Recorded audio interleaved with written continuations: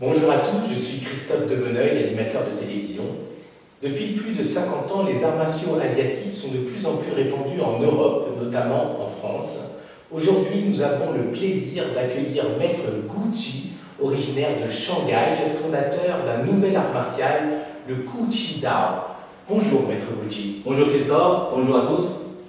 Nous aurions quelques questions à vous poser, Maître Gu Ji. Seriez-vous d'accord pour y répondre? Oui, bien sûr, avec plaisir.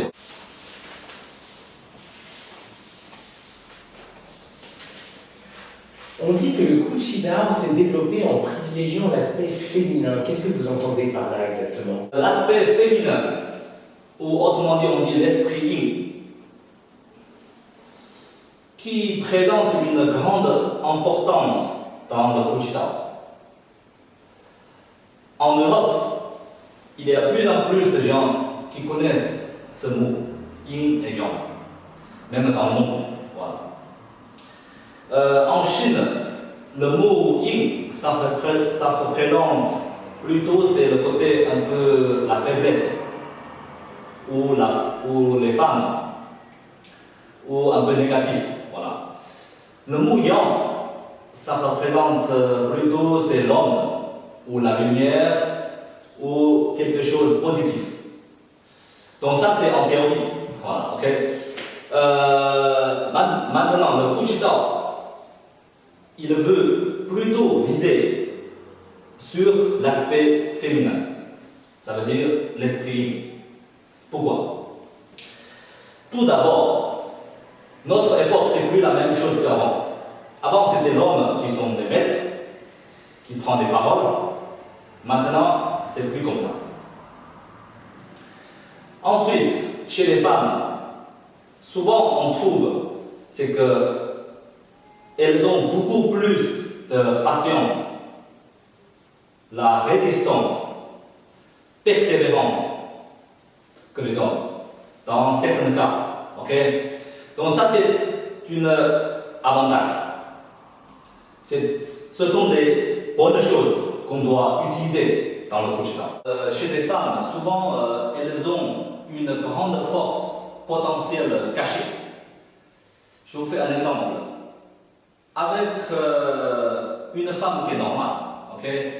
Souvent quand elle est devant un chien qui est très méchant, la plupart du cas on va avoir la trouille ou très peur.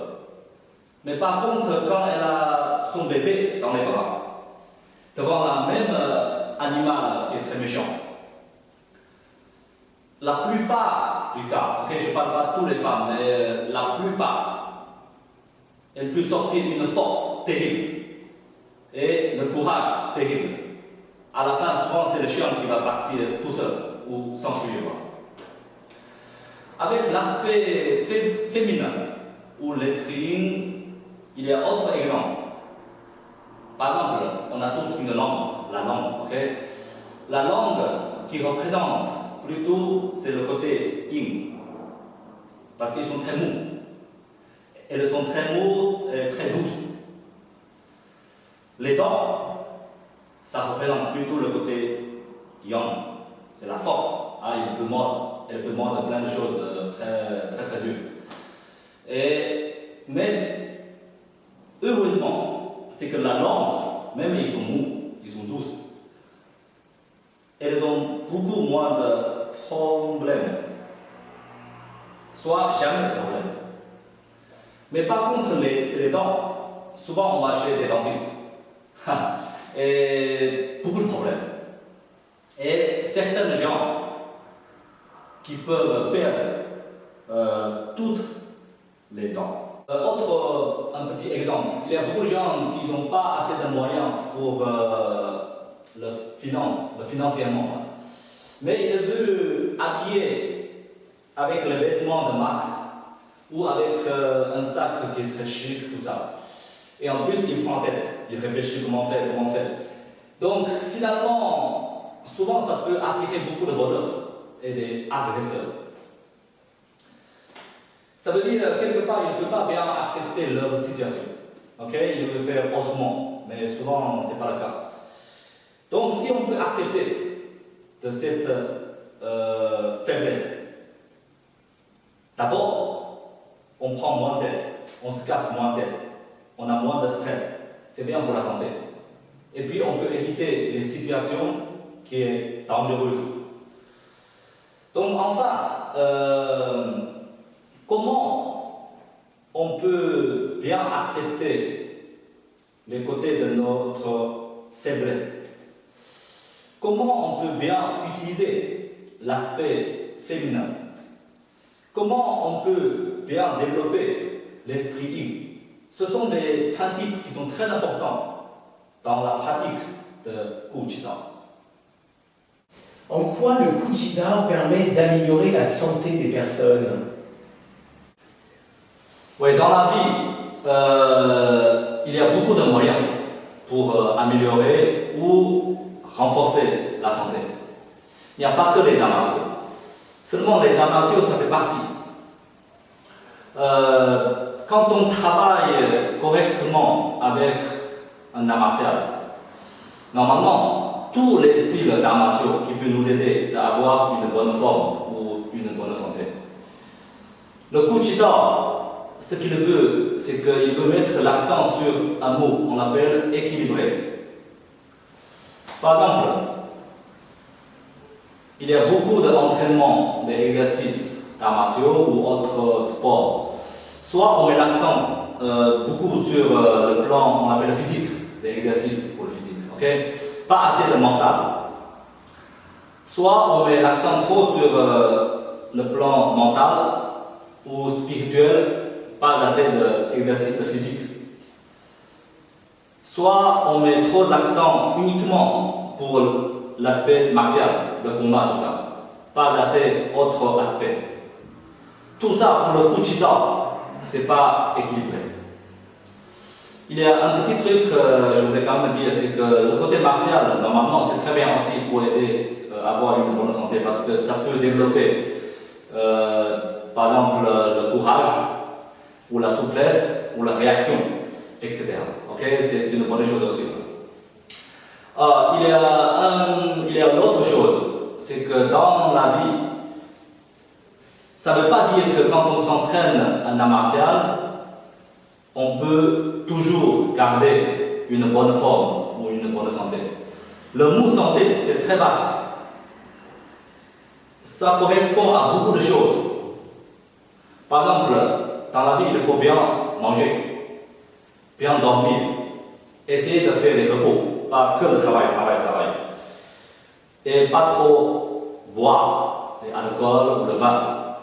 Ou il y a autre chose, c'est pas trop fumer, tout ça. Donc tout ça, tout est important. Il n'y a pas qu'un sport. Donc le Kujida, il veut nous apprendre comment on peut essayer d'équilibrer tout ça pour avoir une bonne santé, une bonne forme comme il faut.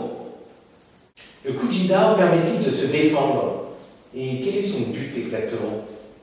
Le Kujida est un style d'art martial.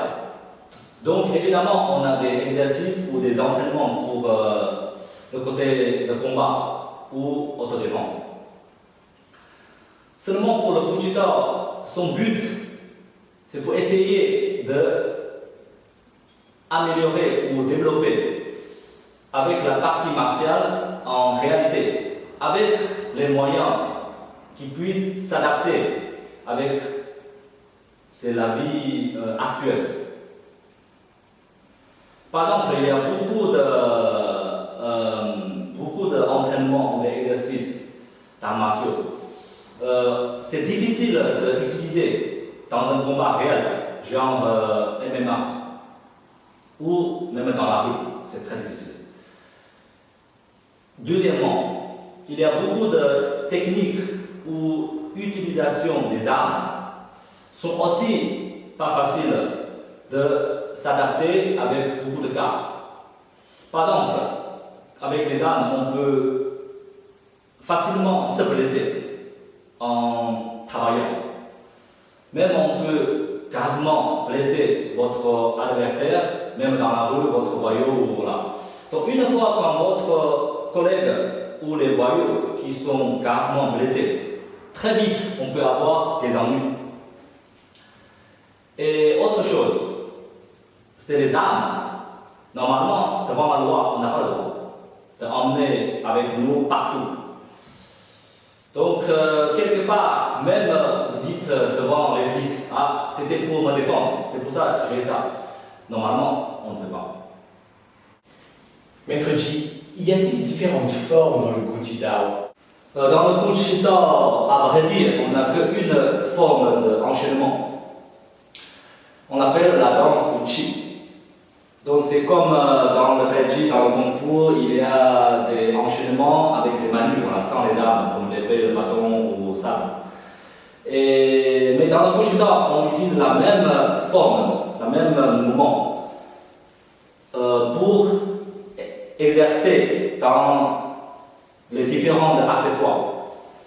On utilise presque, c'est pratiquement le même mouvement. Donc il y a les baguettes, parapluie et puis le livre. Donc dans le Guji Dao, on dit c'est la danse du parapluie, la danse des livres, la danse des baguettes. Donc les baguettes, c'est pas en France on mange, c'est pas les baguettes comme ça, c'est les baguettes chinoises qu'on mange avec, voilà, ok, vous avez vu. Donc ça c'est une forme qui vient de la tradition, on appelle, c'est qu'il y a une lame traditionnelle, on appelle le nunchaku, voilà, ça vient de là. Donc c'est les 3 danses, plus la danse de Qi, donc ça fait 4 danses. Le Tai Chi a une forme lente et une forme rapide. Est-ce la même chose pour le Guji Dao? En France, on dit c'est les katas. Kata, ça veut dire, ça peut être comme les enchaînements, tout ça. Donc dans les enchaînements ou la forme de Guji Dao, c'est aussi comme le Tai Chi, comme les autres styles d'arts martiaux. Il y a des travail avec la vitesse lente ou avec la vitesse rapide. Il y a aussi, c'est entre ces deux, c'est le changement de vitesse. Il y a des fois c'est lent, il y a des fois c'est rapide. Dans le même enchaînement, voilà. C'est pour travailler un peu la coordination, c'est le contrôle. Et ensuite, il y a la vitesse explosive. Donc ça, c'est plutôt pour s'adapter au niveau de combat. Merci Maître Guji, merci pour vos réponses et pour votre patience. Merci à vous et merci à tous. Merci à tous de nous avoir regardés, à bientôt, au revoir.